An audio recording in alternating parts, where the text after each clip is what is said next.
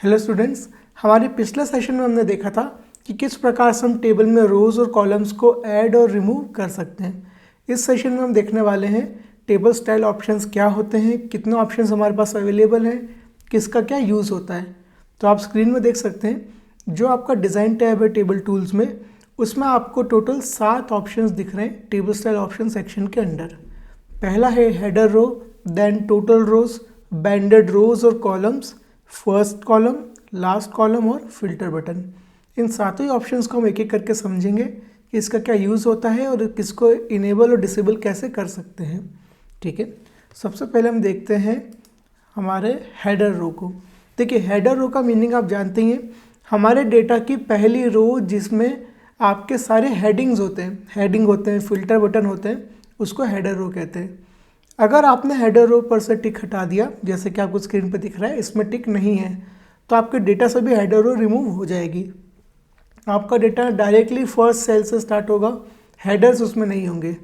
और जब आप इस पर फिर से क्लिक करेंगे तो देखिए, अब जब हमने हेडर रो को फिर से टिक कर दिया है तो आपके डेटा में हेडर्स फिर से विजिबल हो गए हैं। तो इस प्रकार से अगर आपको हेडर रो चाहिए तो आप उसमें टिक लगाए रखें, नहीं तो आप अगर उसमें से टिक रिमूव कर देंगे उस पर क्लिक करके तो आपकी हेडर रोज रिमूव हो जाएंगी। देन हमारे पास अगला ऑप्शन है फर्स्ट कॉलम। फर्स्ट कॉलम और लास्ट कॉलम का मीनिंग होता है कि अगर आपका जो मेन डेटा है, जो हेडिंग है, वो आपकी कॉलम्स के फॉर्म में है तो आप उसको बोल्ड फॉर्म में ला सकते हैं। जैसे जब हमने फर्स्ट कॉलम पे टिक किया है तो आप देख सकते हैं जो हमारे सेल्स पर्सन के नाम है जो कि हमारे टेबल के पहले कॉलम में है वो बोल्ड हो गए, बाकी डेटा से डार्क कलर में वो। तो इस प्रकार से आप फर्स्ट कॉलम पे क्लिक करेंगे तो जो भी डेटा आपके पहले कॉलम में होगा टेबल के, वो बोल्ड आ जाएगा। सेम उसी तरह लास्ट कॉलम पे क्लिक करने के बाद आपका लास्ट कॉलम बोल्ड हो जाएगा।